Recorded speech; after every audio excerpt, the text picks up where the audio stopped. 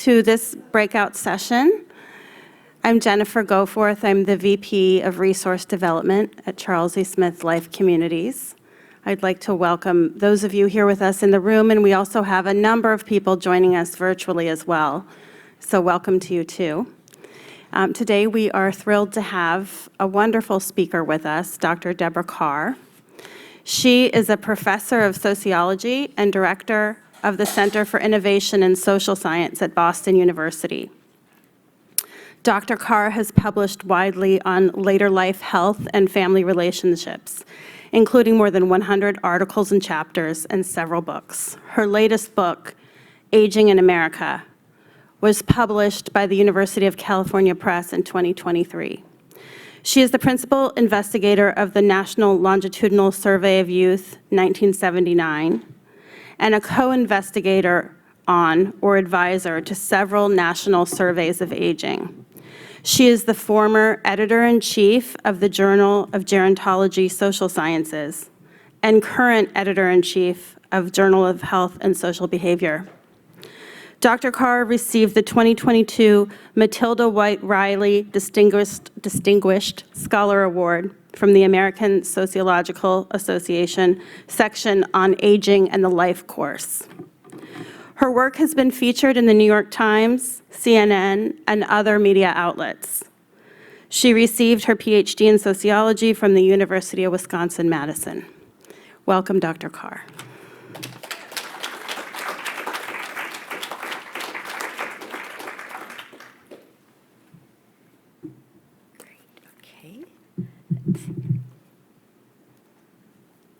Great, well, thank you for that kind and warm introduction. And just a quick check, can everybody hear me okay? Yes. Great, well, it is my pleasure to join you all today and to talk about one of my favorite topics, which is gender and aging. And I always try to make things as conversational as possible. And so if during the talk at any point anybody has a question or comment, we need you to get to that microphone so that our friends who are participating remotely can hear. And if that feels like it interrupts the flow too much, we'll have plenty of time at the end for Q&A, right? And so I usually try to read an audience. If there are topics I'm talking about that seem like they're not your cup of tea, I'll try to speed along to a topic that is more engaging. But again, it's just a pleasure to be here and talk about a topic that I'm very passionate about. I flew in from Providence this morning, and last night when I was kind of packing and writing down where I needed to go to, I mentioned to my partner, I was like, oh, have you ever heard of Woodmont Country Club? Because even though we're Rhode Islanders, his mother grew up in DC. And he said, my mother's wedding reception was at this country club. My in-laws are 90. They've been married 67 years. So clearly this is a space that leads to marital longevity. So I feel like I have those good forces on my side. But it was actually the surprise that I only learned about last night. So just as a little bit of background. But I am again talking about the joys and struggles of growing older. And no singing and dancing, unfortunately, in my talk. Although if anybody feels compelled, please feel free to get up and do either. And because I am a researcher, I do have lots of data today. But I'll try to enliven the data and really try to bring the statistics that people like me generate to life for you and to make it meaningful for the kind of clients that you work with. And for many of you, some of these facts might resonate with your own lives. So that's just my introduction. So here we go. As an overview, as you can see here, I have three main goals today. The first is to just describe gender differences. How are men and women different along the many dimensions of well-being that make our lives full, from physical health, our emotional health, our social engagement, and then economic well-being, which really is a very important issue. And if anybody falls asleep or has to leave before I'm done, I think one important takeaway is, so even though Social Security is one of the most powerful and effective social programs in recent history, it's not a cure-all. And women are at particular risk of poverty. Women of color, women who are growing old on their own are at a very elevated risk of poverty. And so even though that's not something that I talk about in every single slide, it is an important theme that undergirds so many of these other differences, from everything having to do to loneliness and vulnerability, to elder abuse and exploitation, and to longevity. So I think that's one important point. So we always want to keep some of the economic issues front and center. But then also talking about why. Why do we see these gender differences. And in truth, even though I'm talking about gender differences, I always get a little kind of snarky when you hear things like men are from Mars and women are from Venus. Like, I don't want to reify these differences that men are one way and women are another, because how we behave is entirely social. And one other theme I think that will underlie the talk today is there clearly are generational differences. The way people were raised in the 30s and 40s of kind of the clients that you work with is very different than how boys and girls and gender nonconforming people are raised today. So if I look at Gen X, it's my generation, or millennials behind me, we might not see these stark gender differences as these generations grow older. Everything from housework to earnings capacity to interpersonal style, all these things change over time. So even though we are talking about male-female contrast in a lot of these slides today, we just always want to keep in the back of our head that these differences, of course, change over time, because society and humans are a moving target that continually change. And then finally, Q&A, and we can either have this throughout the talk today, although logistically I have learned that's going to be a little tricky for those of you in the center, and I'll try to ensure that we have plenty of time in the end for you to kind of share what's on your mind as well, and to provide your own insights into some of the patterns that I talk about. So, hopping on that point of this question that you sometimes hear, right, whether it's at a bar or a party or even in the academic literature, who has it worse in old age, or who has it better, men or women? And I often say, like, that's not actually a useful question. Never in life is it a useful exercise to get a tragedy top, to ask who has it worse necessarily.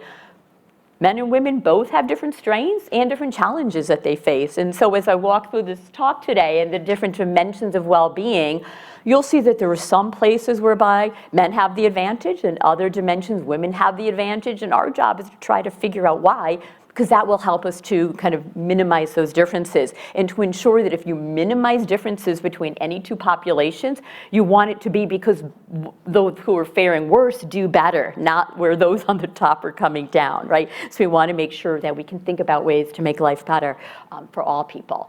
And then the other is that it depends on other factors, right? We often talk about male and female contrast, but in the next slide, two slides up here, you'll see oftentimes in social sciences, we talk a lot about the importance of intersectionality, right? And this comes from a woman named Kimberly Crenshaw.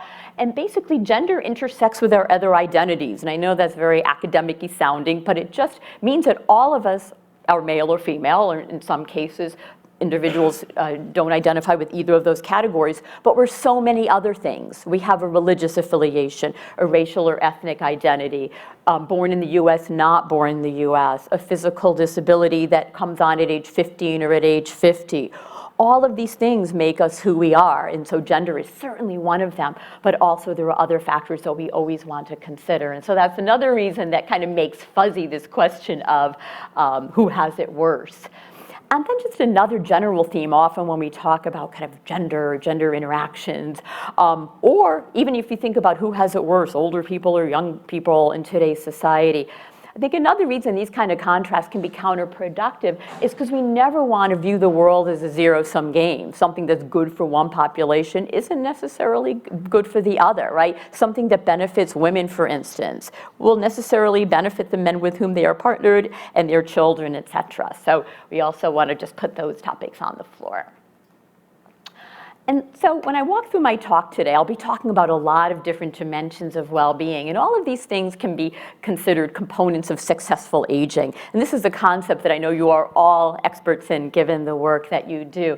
But successful aging is something that has to do with physical health, right? The capacity to move, which is disability, social engagement with life in general, something that we just heard in the prior talk, and then maintaining physical and cognitive functioning, basically doing all those things that one wants to do. And gender powerfully influences all of these different dimensions. And so just to give a couple basic stats here, again, stuff that you may know already, but just a couple of kind of big picture population statistics here. We know that there are many more women than men among the older population, age 65 plus. And this is just kind of a helpful little tool that demographers use to understand aging population. It's called the population pyramid. And is this something anybody seen before, population pyramid? Anyone? You have, yeah. For a lot of you, this is review, and this is just a really simple snapshot to help us understand what proportion of people in our population are each age, from children to adults, and then what proportion are men versus women. And one important thing is as we move from the bottom to the top, we'll see that these pyramids become increasingly lopsided, right? We have many more women at older ages, and that's because men die younger, something that we will talk about. But these population pyramids also tell us something else that's important. And this is something that you can see in the 2060, which is on the right, as opposed to the 2020, which is on the left. It helps us to understand what the future population will look like. And again, and this is a point I'm not going to dig into in particular depth, but it is something that pertains to all of you in the future of your work and your younger mentees who work in your field, which has to do with the number of people who will likely need long-term care in the future, right? If you look in 2060, the top is very heavy. That means the overall share of our US population, where people are aged 60, 65, 70 and older, are really wide bars. And partly that's because the millennials are among the largest generations in recent history. In a couple mere decades, they will be reaching later life. So this is, again, all these bars here tell us that our population is getting older. It's getting older very rapidly. And as we reach those older age groups, women dramatically outnumber men. And that just helps us to think about what the future of the base of clients that many of you work with will look like. And so that leads us to, again, moving away from the big population at a more individual level. So there's a dramatically skewed or imbalanced sex ratio. And so what most of you see, for those of you who are working in the kind of direct care space, there are a lot more women in every room than there are men, right? You see this all the time, right? And it's not your imagination, it's just sheer demography. Okay, that's a picture that's familiar to all of you. Here are just some bar charts here, and this tells you the ratio in 2020 of how many women there are how many men there are per women. So if it was an even world, it would be 100 men per every 100 women. Here you can see among people ages 0 to 17, young people, there are actually more men, right? 104 men per 100 females. But then it drops down a lot because teenage boys take more risks. Teenage boys are more likely than teenage girls to die of things like accidents. So that kind of pulls the ratio down. It looks about even, right, 18 to 64. But then it starts dropping dramatically. And so by the time we get to a population 85 plus, it's 56 to 1, right? So women are almost outnumbering men by, 2 to 1. And so that's something that really matters, right? So it essentially means that working with older populations is overwhelmingly working with female populations. And that's something, again, that most of you know from your daily lives. But again, here are just some numbers here to kind of confirm what you observe in your daily life. So why is that? Why are there so many more women than men? Very straightforward answer. And this is where we start to get into that question of kind of who has it worse and why. Men die younger than women. This is something that we all know. This is kind of a sad fact. Here's a chart here that hopefully you can see, but this arrays every state in the United States and talks about how many years do women outlive men. So what is the female advantage in terms of longevity here, or the male disadvantage? District of Columbia, which is right by here, is among the very worst. It's 7. Then I tried to find states that are near you, or most of you probably work Maryland, Virginia. So it's 6 years, 5 years. So this is something persistent in every single state. Utah has the lowest at 3.9. Does anybody want to take a guess as to why Utah has actually a very tiny gender gap in survival?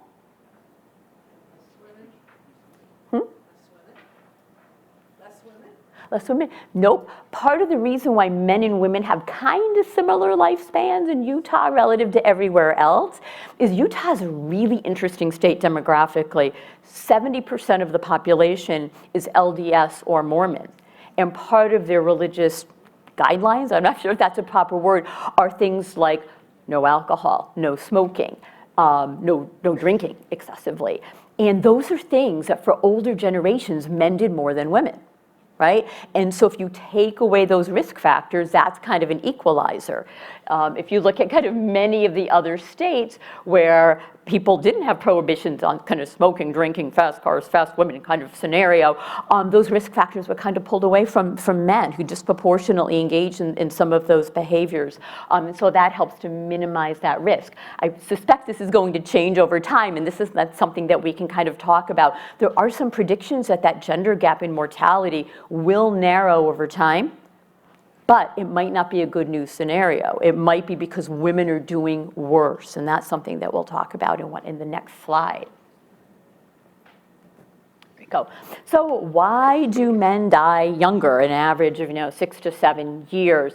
And you see that gap for Blacks, for Hispanics, and it even the bigger gap slightly for Native Americans. So this is something that is pretty persistent across all racial and ethnic groups. And so why do we see that? Well, there's some biological factors. Some of you probably have a much deeper knowledge of biology than I do, because I am a social scientist.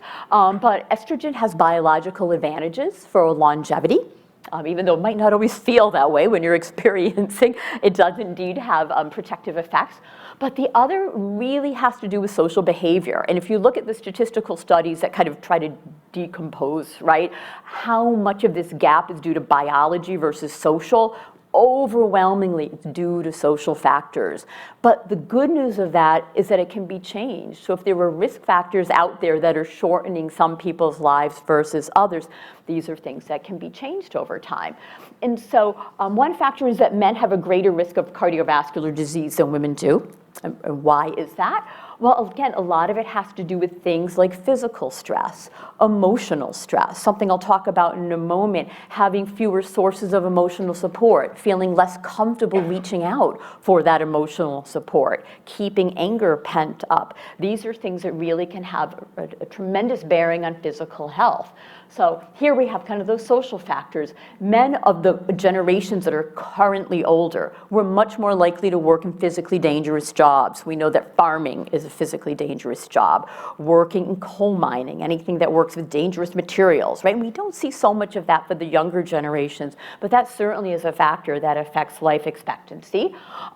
Men historically have also engaged in more risky behaviors, smoking, drinking, meat and potatoes as opposed to salad, greater risk-taking.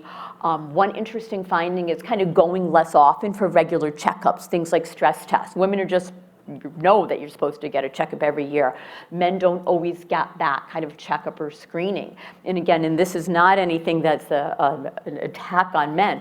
Think about what men's lives were like in the 50s and 60s, right? Of the older men that many of you care for. If they were the sole breadwinner, meaning the sole earner of the household, they didn't have the luxury to take time off to go to the doctor if they felt it was going to take them away from earning and supporting their families. Some might not have access to care.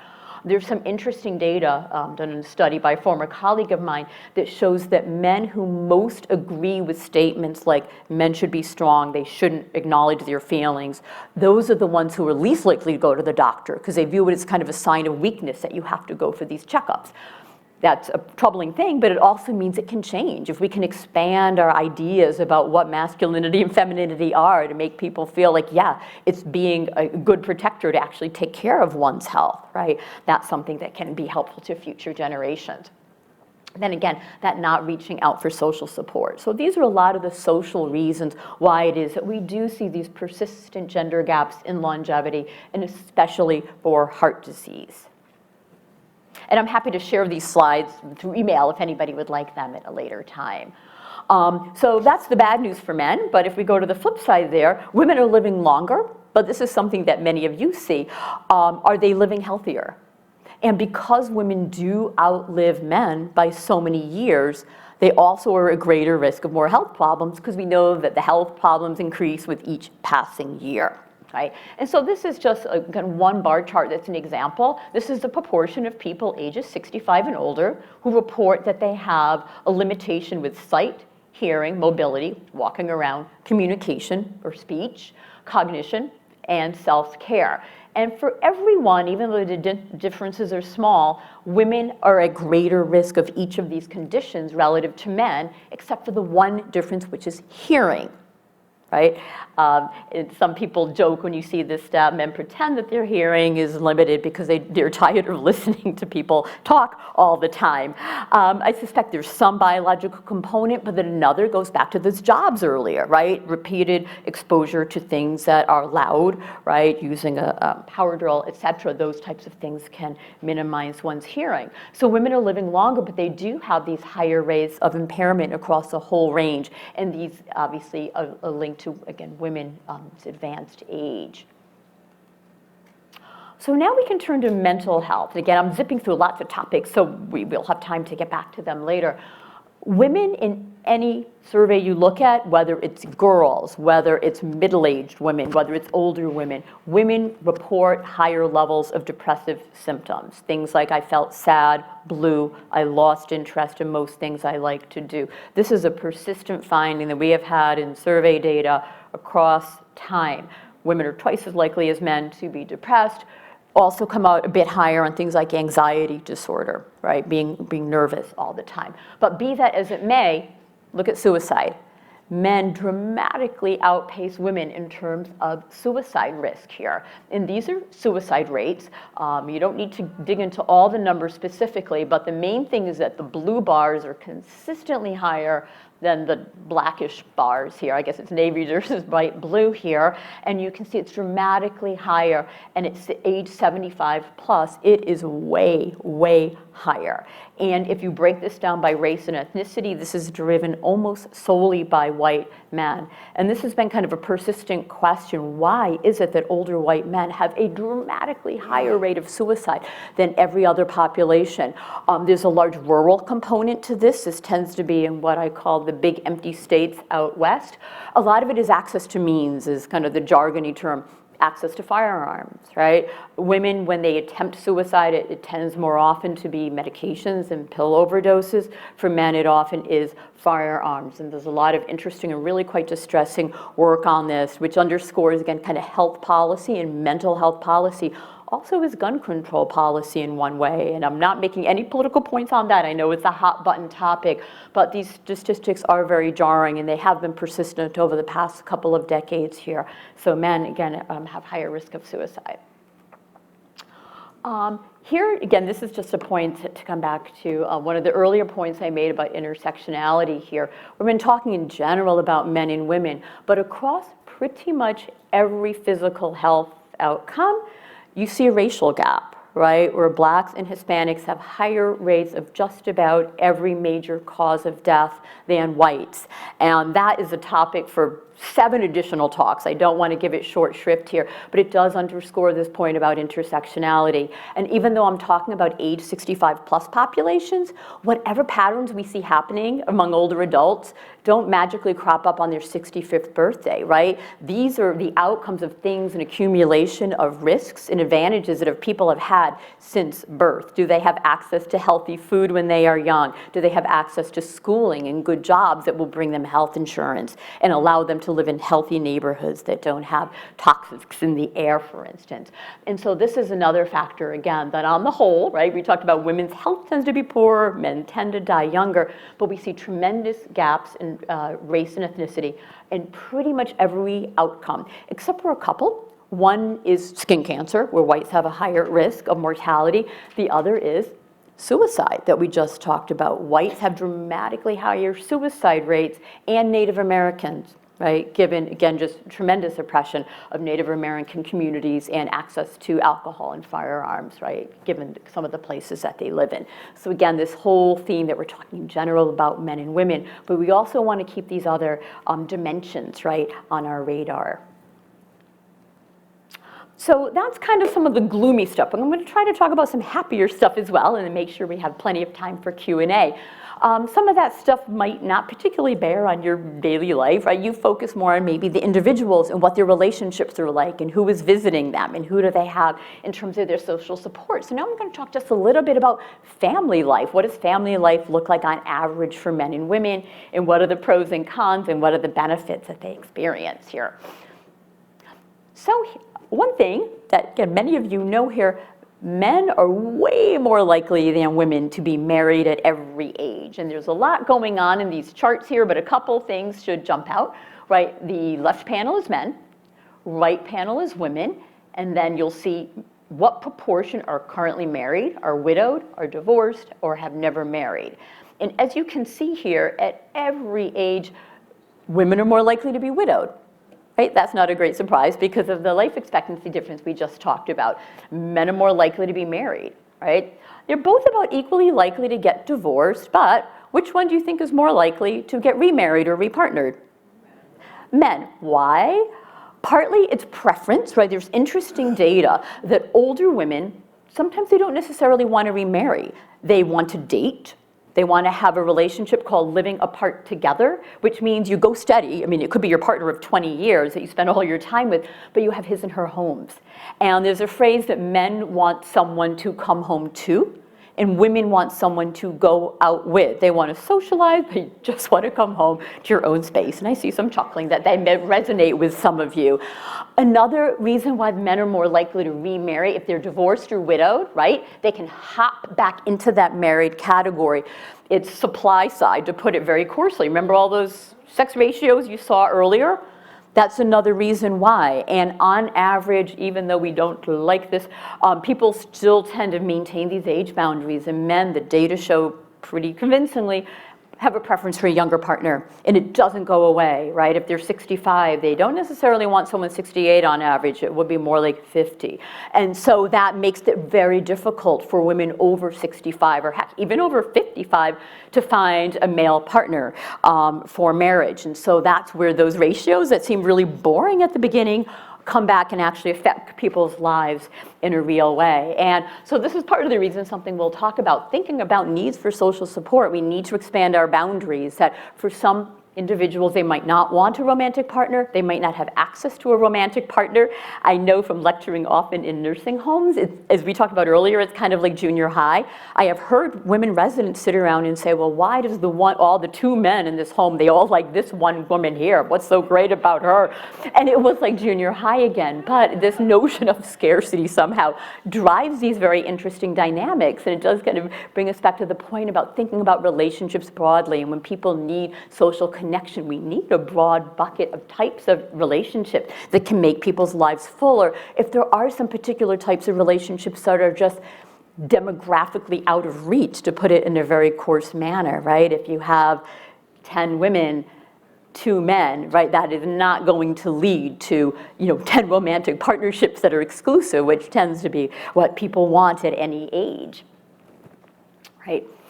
And so we have relationships, and that we have it or we don't, but we shouldn't talk about just marriage or dating as this end-all or be-all. It's not just a status. There are quality differences, right? And so now I'll just talk a little bit about what do we get in our relationships.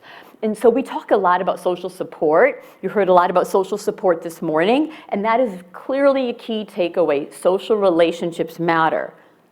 But we need to recognize that not all social relationships are good. Some social relationships are ambivalent. So a relationship can be very loving, but it can still get under your skin. And so that's something that I'm just going to touch on real quickly with these 2 slides that have a lot going on, but I'll make the message clear to you. These are just a couple papers I've done, and the question here was, when you look at older adults who have significant disability, is it really helpful and protective to them when they have high levels of family support or not, right? And we would all think, yeah, when your health is really bad, that's exactly when you need the social support. That's when it's going to be most protective. So that's what this slide here shows you. Over here, this is sadness, right? And here, these different lines are for women who are married versus formerly married, right? And then this shows you how much social support they have down here. And so you'll notice that there's one line here that's really a steep dip. See this? All the way down there. This is a very particular subgroup. This is formerly married women who are kind of on their own. They don't have a partner.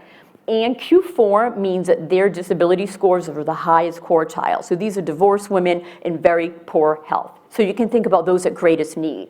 For these women, for every 1 point increase in family support, the more supportive families they have, their sadness just disappears. So this shows for women who are facing, again, a lot of adversity on their own, high disability, the more social support they get, their sadness levels just drops tremendously. And there's a quote I've seen that for women, they view social support as actually a way to be independent and autonomous. It helps them to do what they need to do.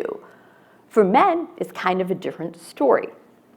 This next slide here is kind of a similar theme, and there's a lot going on here too. Here, I changed the outcome. I'm not looking at sadness anymore, but frustration. And frustration is that feeling that you feel when you want something and you just can't get it, right? And so whether it's getting up a flight of stairs or putting money in a soda machine and having no soda come out, you're just frustrated and angry. So it's a really important outcome, frustration. Here, you'll notice that there is one bar here. So you have 3 bars that are kind of going down the hill. You have 1 bar going up the hill, this one here. This is the category that I find really interesting. This red dotted bar are men here who are, we switched this here, these are the men who are in very poor health. Men in very poor health, the more social support they get from their spouse, the more frustrated they are. And so think about that. You have a man, he's an older man, he has a high level of impairment, so doing things, getting up the stairs, feeding, bathing are just really hard to do. The more his wife helps him, the more frustrated he gets. And first, as you might know if you are a researcher, whenever we have a finding that's counterintuitive, it's clearly I must have done something wrong. You go back to your data, you go back to your code. And like, no, the more I thought about this, you have an older man, as he starts to feel that his capacities are more limited, being helped is something that's viewed as either infantilizing, emasculating, something that feels like it's affirming that you can't do the things that you've done the prior 75 years. And this led us to make these kind of conclusions that all social support is not necessarily good. Social support that isn't wanted or that is delivered in kind of a ham-fisted way, this kind of my way or the highway, or even there's something called suffocation in relationships, that if you love too much, you try to help too much. I'm probably guilty of this. You know, my partner just had surgery, and every 5 minutes, can I get you something else to eat or drink? And it was like, please just leave me alone. And we know that's actually fairly common. And so this has to do with kind of regulating how one gives help, thinking about what would work for the person who is receiving it, and kind of getting a sense of how independent versus dependent one wants to be when they're in that care receiving position. So I don't deny the point, social support is good, but we want to ask, how are we delivering? What does the recipient think of as social support as opposed to what we think of as social support? And that can help us to kind of interact in a more smooth manner. So that's one thing about relationships that we have, kind of the quality of them. Now we can talk about the fact that, again, not all people are married. Not all of them stay married. And here, this just kind of gives you another lens on relationships here. This is revisiting a point I made earlier, but there are all different types of relationships. And a lot of different policies still privilege the currently married relationship. But this is the slide again, just to get some food for thought here. This is a population of older adults, and look how many different categories you see here. There are lots and lots of different ways that older adults are partnered. And this might, again, bear on you, especially those who work in long-term care, that they're coming from very different places. And even though overwhelmingly, older people, again, as I talked about earlier, men more than women are more likely to be continually married, you still have older people making all these different kinds of marital transitions. Some might be cohabiting outside of marriage and then marry. There might be some who remarry. And so there's just, again, tremendous variety again. So when we work with older adults, we want to know not only what is the quality of their relationship, but things like what is the duration of their marriage, right? Given that remarriage and cohabitation, repartnering rates are surprisingly high among the baby boom cohort moving forward, sometimes it's helpful to actually get a sense of how long one's relationship has been. Because this bears on another point I'll touch on in a moment. Every time an older person forms a new marriage or cohabitation or a living apart relationship, what does that often bring? Stepkids, right? Or other relatives. And we often know these other relatives may either try to really get engaged in care or keep at arm's length, or they might want to fly in at the 11th hour when an end-of-life decision is made. And so often, though, we think about older adults as being one marriage for life. They married their sweetheart, like my in-laws. They were married for 70 years. That is decreasingly true. Right? And in fact, some statistics show that about 1/3 of all older adults today are in a second or higher order marriage, which means that they have kids from a first marriage who have known them since birth, right? They have kids from a second marriage. Those kids from the second marriage might not want to engage in the care. That's what the data show, that stepkids actually help a little bit less, or they might want to be really engaged, or they might not like the new spouse, for instance, and so you have to navigate that as well. And so there's a lot going on in the slide here, but I think the main takeaway is that there's just tremendous variety in the kind of relationships that older adults have, and for each new generation of old people, from boomers to Gen X, as they enter old age, they might look like it's just a long-term married couple, but they will have many more kind of differences than the very, very long-term married people with the one marriage. And that does create difficulties for care and care decisions, because there is oftentimes that too many cooks scenario with the new kids, or in some cases they might appear to have legal relatives who just don't particularly want to engage. So that's more in this category of kind of heterogeneity of older adults' relationships. So we've talked a little bit about marriage. Like I said, I'm going through a lot of different topics, and then in the Q&A in a few moments we can dig more deeply into any of them. We've been talking about married people, what happens in marriage, what happens in remarriage. Now we're going to transition to widowhood, which is a marital status category that accounts for a large number of older adults, and especially older women. I suspect that widowhood is a challenge that you see in many of the people that you work with, and it's very hard, you know, whether someone was married 2 years or 72 years, it's among the most stressful transitions that one goes through. And so this is a big area of my research, trying to figure out what helps older people to cope well and not so well with loss. And I could talk about this again for 3 additional talks.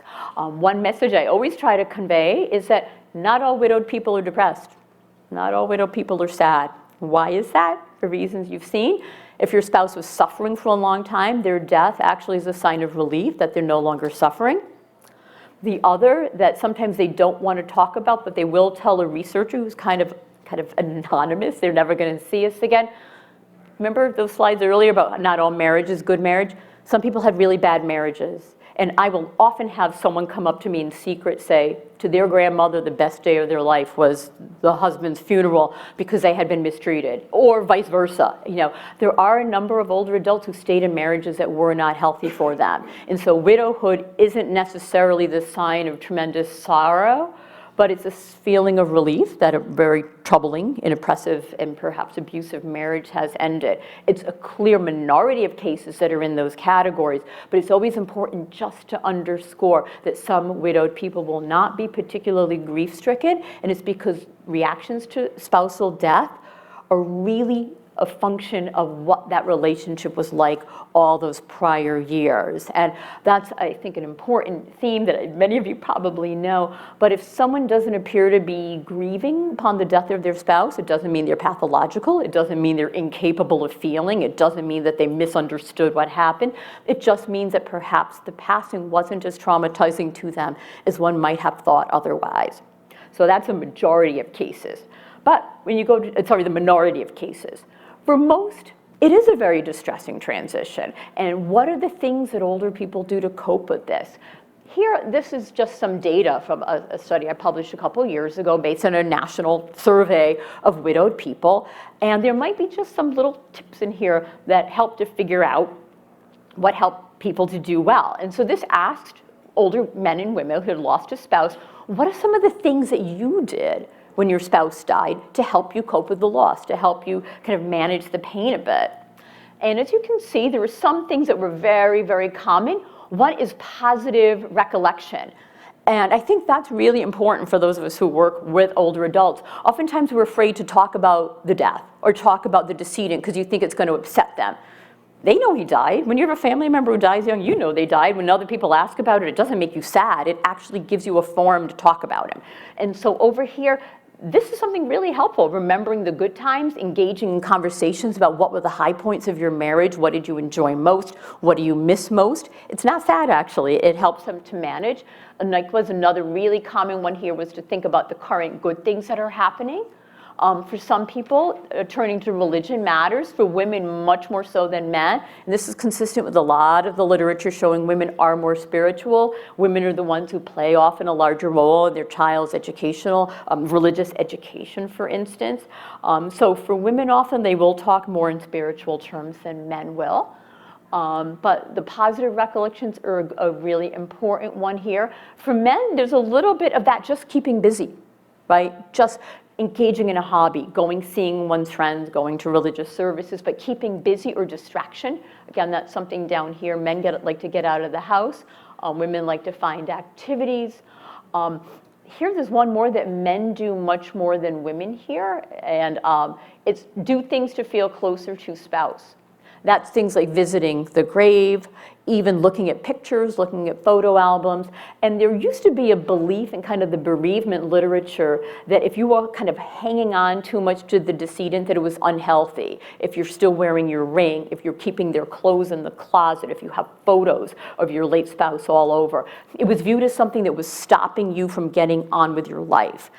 Now the kind of research has pointed to those are good things. It's called continuing bonds. And that's exactly what these guys here are doing things to feel close to your spouse. It doesn't mean you're not dating. It doesn't mean you're not getting on with your life, but it just means that you are in a healthy way acknowledging that this person was a tremendous part of your life. So talking about the late person, holding on to one of their prized possessions, has gone from being viewed as not adaptive coping, maybe 30 years ago, in the research today, kind of a good thing. Again, provided that the person recognized that, yes, the death did happen, you can continue to bond with this person, engage in those memories, but we still want you to engage in the world, right, outside of your home. So that's a bit more about, do men and women cope better? No, there's no one does better than the other. There is one finding where men do worse, though. In terms of mental health, it's about the same. Women tend to have more friends to talk to because they have peers, right? One of the most effective widowhood interventions is the widow-to-widow program, which matches widows with more experienced widows that they can talk. And so emotionally, women tend to have a bit more on the social support side because it's more common. Men tend to have more physical health reactions, right? You might have heard of the broken heart, dying of a broken heart phenomenon where the spouses die in very close proximity. This is something that we all read about in the paper and we find it actually very emotional and very touching. Oh, they died 2 days apart. It's because they loved each other so much. That's not actually the main explanation for it. The main explanation often is that one spouse was the caregiver, and they were so busy caring for their spouse, they skipped their doctor's appointments, they didn't take their medication, and then they die shortly thereafter. Not of a broken heart, but whatever condition they had that they were not paying attention to. And so I think that's another kind of practical takeaway message here, that the one who is the healthier spouse might not be the healthier spouse for long if they're making a lot of caregiving sacrifices. And you hear this a lot. Well, my husband has dementia, and so for me it's just a little bit of a chest pain. I'm not going to worry about it. But that's part of the reason why you see often the apparent dying of a broken heart. One other interesting area where men do worse, men do tend to die more quickly after their wife dies, but the research shows it's not of all causes. It's only causes that are very closely linked to health behaviors. So having a wife die increases a man's risk of death from heart disease in particular, from cirrhosis, from those diseases that are very tightly linked to health behaviors. And it's because historically in marriages, women are the ones who monitored the diet and gave them reminders to go to the doctor. So again, that's kind of another place that after a wife dies, men often do need more help with keeping up with the medication regimen, making sure they eat the 3 square meals a day, because in many marriages that had this kind of particular gender division of labor, it was the women doing more of that kind of medication and food and exercise control. So this here, we're talking about relationships so far, but now it's important to touch on the fact that not everybody has relationships. And I'm not going to say much about this because I learned this morning that you heard a lot about this. Social isolation, meaning those people who are alone. This is something that Murthy, right, our Surgeon General talked about last week, right? In the United Kingdom, social isolation or being alone is considered such a major social problem that they actually appointed a minister of loneliness, right? This was about 5 years ago, so they're a bit ahead of the curve. There's a lot to say about this topic, but I think, again, the main takeaways are being alone and feeling alone are different things, exactly as you heard on that earlier talk. And so men are more likely to have a romantic partner, but they're less likely to have close ties with their children, particularly in the case of divorce. They tend to have a greater likelihood of being estranged. So divorced men sometimes have very problematic ties with the children from their prior marriage. Women, again, as you just heard, are less likely to have a romantic partner, but are much more likely to have support from their children.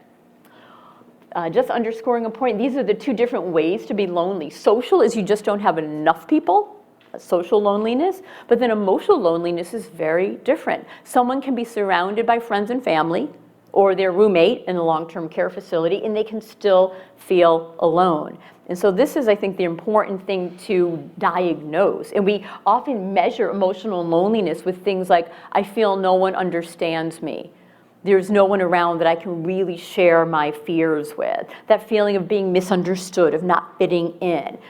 That is the one that actually is really problematic because it's hard to detect. Someone might look like they have a spouse and children, but they might not be providing that kind of emotional acceptance, right? That they're, the one who's kind of serving the food historically, but they're not engaging in that dinner time conversation. And in fact, one saddest statistic is 1 in 3 married older adults report some emotional loneliness. Oftentimes it's when you have an unhealthy spouse and you can't have these heart-to-heart conversations and you don't feel heard. But again, it's just underscoring that point that having someone doesn't necessarily mean being heard. So that's social isolation. I think I'm going to skip through some of the economic stuff here just so we'll have plenty of time for Q&A. But I'll just do 2 other points to get the conversation going. Ageism. This is another challenge of old age. Ageism, people talk down to you. They use elder speak. I'm sure you all know that. How are you today, young lady? When the young lady is a very educated woman who's 80 years old. And that's something that happens all the time. Women are more likely to be subject to ageism at every age. This is a major problem for women who are the young old, those 55 to 64, who often need to go back to work or increase their work hours. There is tremendous discrimination against older women in the labor force because we know there's a very high priority placed on youthful beauty. A lot of different studies, I could give you a ton of them, but even though all older workers are less likely to be hired and called back for interview in studies, twice as many obstacles for women as for men, especially in jobs that are outwardly facing. So that's something that is really an important issue. I think we're going to now try to focus on some positives before we go to the Q&A. We're going to talk about a lot of struggles here. There are other topics, elder abuse issues that I know many of you are familiar with, poverty. There are a lot of these major social problems that affect men and women in slightly different ways, but none are immune. But I do just want to end with a couple of positive things here, and then we can just have some conversation in our last few minutes. So this is a very well-known curve. Maybe you've seen these age, life satisfaction, age happiness curves. The worst age in life to be is roughly where I am sitting now, middle age. Middle age, any survey you look at, that is the point in life where happiness scores look the lowest, life satisfaction looks the lowest, right? And it goes up over time. And if I stretch this out, it starts to diminish a bit at the very older ages when people start to have very significant physical and cognitive health problems. But you do actually see happiness goes up as people get older. And why is that? Well, one answer that is less happy is statistical artifact. Those older adults who were sad, who had really downtrodden, awful lives, they died before they turned 70, 80, 90. But there are some other reasons beyond statistical artifact. And you might see this. You might be marveling at someone who has so much adversity, but who still seems to put a positive face on things. Why is that? Older adults have cognitive processes and social processes that they just see things in a more positive light. And it's not delusion. I mean, that's an infantilizing approach, is, oh, they don't notice. No, that's not actually true. One is that there's older adults are kind of selective about their social ties for the most part. Just think about your social ties. You have a lot of people. You have work colleagues and neighbors. You might not like them, but you still spend time with them. Older adults really, by choice, shrink down who they spend their time with. And they focus on those people who are most meaningful, the immediate family members, those that they like, and they discard those ties that are less uplifting. They don't have to deal with coworkers who they dislike anymore. And so by being selective in who they spend their time and emotional energy on, that's uplifting. You're surrounding yourself with your favorite people. Another good news is there's something called emotional reactivity, which is basically just how riled up we get about things. That declines with age. So if you think about the romantic breakup you had at 13 that made you absolutely devastated, and at 45 it had you very, very upset. When someone's 75 or 80, when bad things happen to them, of course it is disturbing, but it doesn't lead to the emotional lows or highs because emotional reactivity minimizes. And partly it's biology, but it's partly, you know, if you have weathered all these challenges over time, something bad may happen, it might make you sad, but you actually know that you will get through it and you know it's not the end of the world. So that kind of more modest reactions to things helps to keep the good mood. Another is cognitive processing. There's a lot of really interesting work on this. You will bring a mother and daughter into a lab and you will induce an argument. You ask them afterwards what happened. The mother's like, yeah, we had a little spat, it's all fine. And the daughter will say, we had this really bad argument.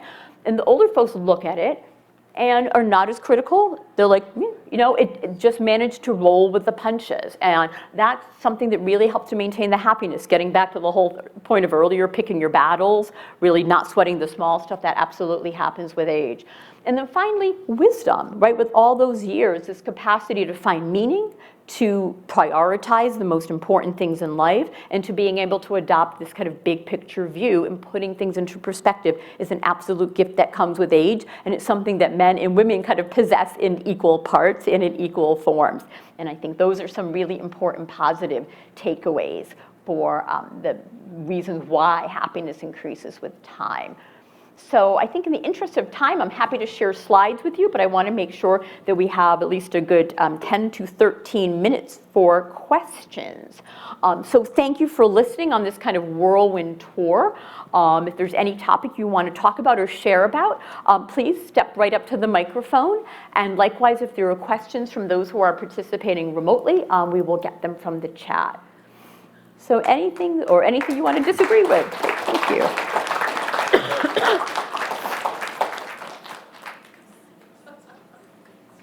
Any questions?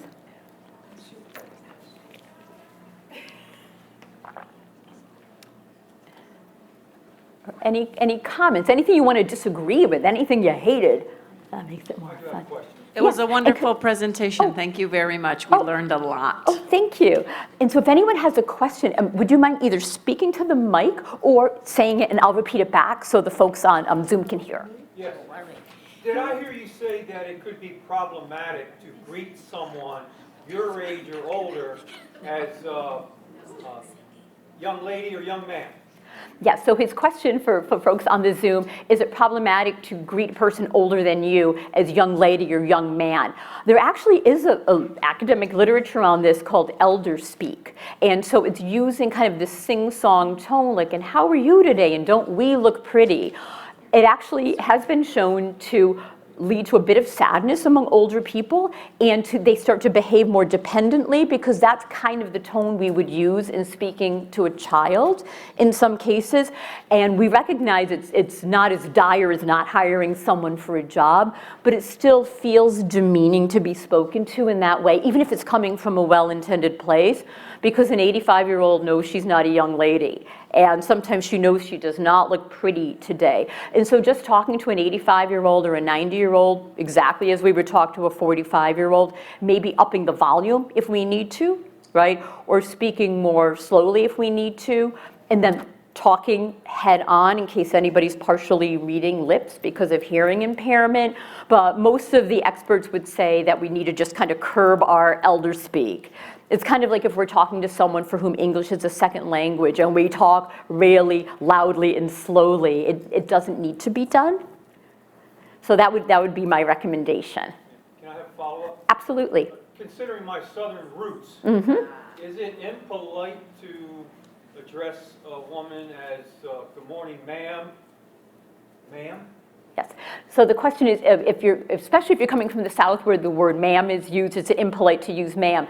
I would say no, not at all. I think because they are a ma'am or sir or madam, whatever term you're going to use, because it's not key to age. And I think the reason that the research finds it problematic to say, how are you, young lady, is because they know they're not young. Right? And so it just seems like it's infantilizing. However, if someone has exchanged with one person and they seem to enjoy it, who am I to judge that exchange? I'm just kind of going by what the data show based on the reports of the older adults who did have a negative reaction to that type of speech. But thank you for that question. Thank you. Great.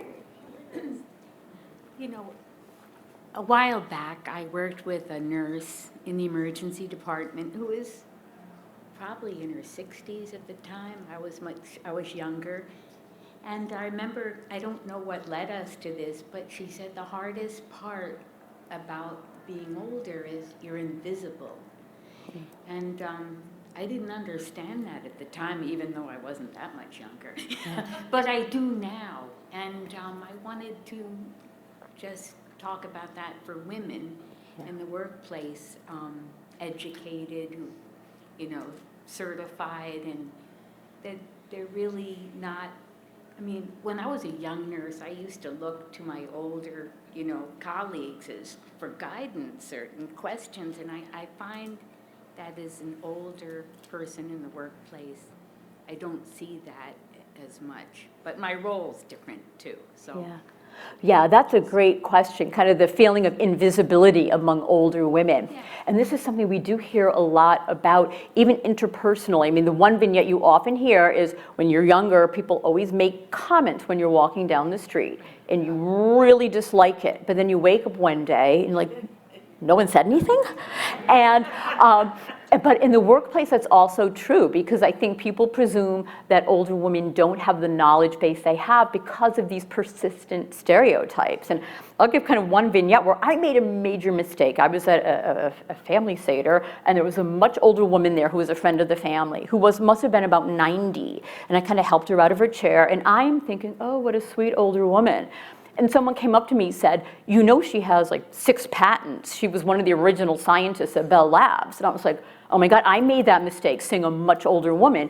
And partly it's because we know in past generations, women had obstacles in the workplace and they weren't professionals. And I think that stereotype has persisted. And I think our message is just to take everyone at face value and assume that every single person is different, and learn about how did they find this career path and what is their job, and recognizing that longevity in the labor force leads to tremendous deep knowledge, right? Seeing a profession change over time. But you do see that in a lot of professions today. I think another point of the invisibility is younger people expect everything quickly, and they place a very high premium on technological knowledge. And so if you have a coworker who doesn't do Twitter, who isn't the fastest on the computer, they won't recognize years of experience with personnel management or research expertise or caregiving expertise. And I think one important point is, in this era when there's so much emphasis on diversity, equity, and inclusion training, which is absolutely important for racial and ethnic and gender orientation equity, we need to bring age into the forefront and let young workers know that someone 45 is not obsolete. Recognizing ageism in language and in how we interact to squash that invisibility. But a great question and a great observation. Thank you. So we have 1 minute now. Who has a great question? You mentioned how males, when they need assistance, can become more depressed or don't feel well. Yeah. So for family caregivers who are taking care of an older adult male, what are some techniques you could do to still help them with their daily activities, but also be aware of how they're feeling? Yeah, that's a great question. How to provide care to a man with health problems who might not want the care. I think one is doing what you can to help him feel autonomous, right? And you're the expert in how to give the care, but maybe kind of asking, like, what do you think would be helpful for you? And kind of, even if it's something that you have to do, maybe giving them two options, right? And options that for you would be equally effective. So at least there's some input there. Because in some cases, right, it's not possible to say, no, I don't want any care. You have to do your job. And so I think that would be it, kind of asking for a bit of their input. And then the larger, which is kind of a larger lesson, a lot of these kind of engaging in conversation about, oh, can you tell me a little bit about, when you're engaging in idle conversation, about what was something you were really proud of in your work life or in your family life? And that way they get to kind of display that identity where they were independent, autonomous, and kind of their best possible self. Because when people are not healthy, they don't feel their best possible self, and that can lead to some of that frustration. Right, so I hope that helps. And I know we're just about at 11:30. I'm happy to linger and chatter afterwards if anybody has questions. But thank you for being an engaged audience today. I appreciate it. Thank you.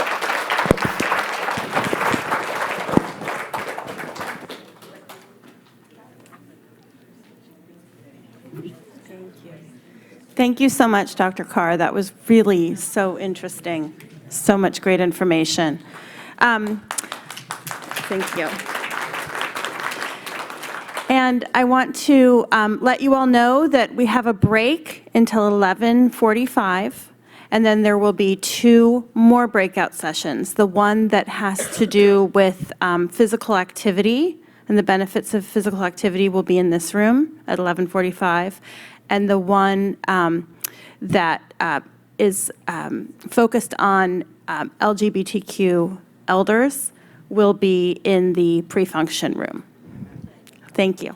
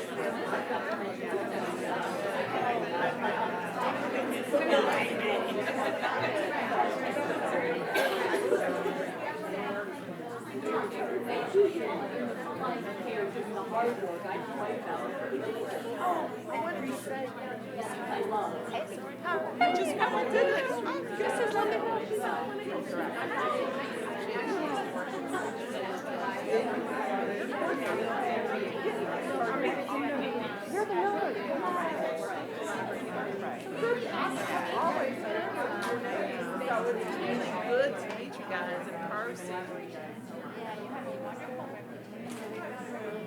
Yeah, we really work hard at it. I had a care. And you guys too. It really shows. Actually, I had a caregiver ask me the other day, who's the other agency you were talking about? She overheard me talking. This is a client with 2 or 3 agencies.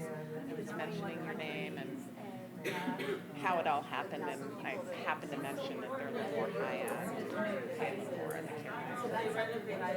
Tell me that agency. I'm gonna finder's fee. Oh, well, that's good to know. We are.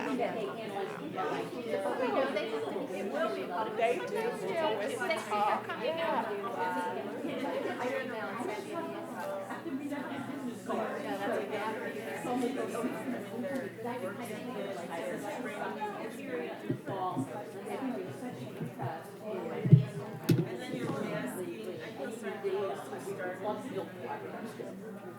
Oh, I'm sorry. Right there. I'm going to grab my water. Yes. Here we go. And there's, oh shoot, I think they've both been open, so I will move on. Okay. Get to your All right. stuff. I will thank I've you. got that all over my apartment. I have half-empty bottles of water.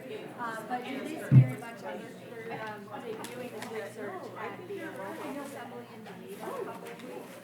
And that's really where MHI is going to have a kind of public debut, since they've been around just about a year. But yeah, so the health administration is very active.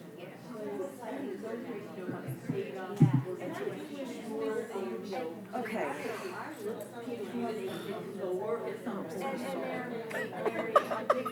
But you know, I mean, I know. But yeah, I know, but the virtual people are just hassles. I mean, I was just going to say that. I said, I keep saying for therapeutic, and he goes, it's not my fault. But he says, people are, and you know, oh my, I was emailing them and emailing them. That's what he says. I said, I don't know, because I can't step in. But he says, no, you've been upped and up there that people can be. I know, and I told them all they're getting their full CEU credits. So I figured that's the main, that's their big concern. So what we did, just so you know, is we switched to Zoom. I created a Zoom link and I'm just doing it on Zoom, and that's the way it's going to be for the rest of the time. And then Ben something said the Zoom link worked, but then it didn't work. That was it. Not me as a paid person, but it was a person error. Then it was okay. So now it's okay. Now it's fine. But everything's being recorded. So like, So I have to check and see if this got recorded, because the live because that's what we're right. The other, the he's got recorded. The main one got recorded. We're not recording in the